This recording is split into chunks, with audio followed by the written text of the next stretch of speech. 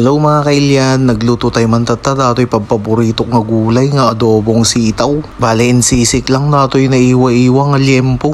Parwaran tayo dato'y mantika na lakas ta ni titsura nan nga brown.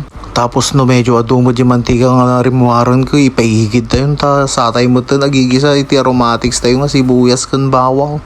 Parwaran tayo lang mo di na banglo nga aroma na satay to ikabil mo ta dato'y ni sili. Isama tayo nga igisan tapno na quality mo lang di gasang na pampagana tibangan. May sakmad lang nga mga dati so nga ayos lang oray nagasang nga umuti ubing nga duwak. Mekos tayo mo basitin tapno mayat dati pinakagisana dati sili. Sa tayo mo natin plaan iti paminta tapos dati ni oyster sauce nga di basit lang nga sachet tapno quality mo lang tiraman na dati lutuan tayo. Inikan tayo mo ti basit nga soy sauce tapos dati ni choknut nga pork flavor.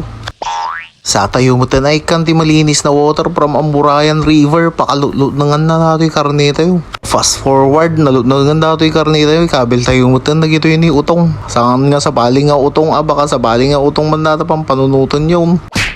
Sa tayo parabawan pa'y di siling pang sigang tapno pampagana pa'y naimas data kita bun habang mangmangan. Inakubantay lang mo data kundi limot na nga na datan din naluton natin si data yung tata. May kayon mga din mga kailan panigurado nga quality manin ti saad nan. Bye bye!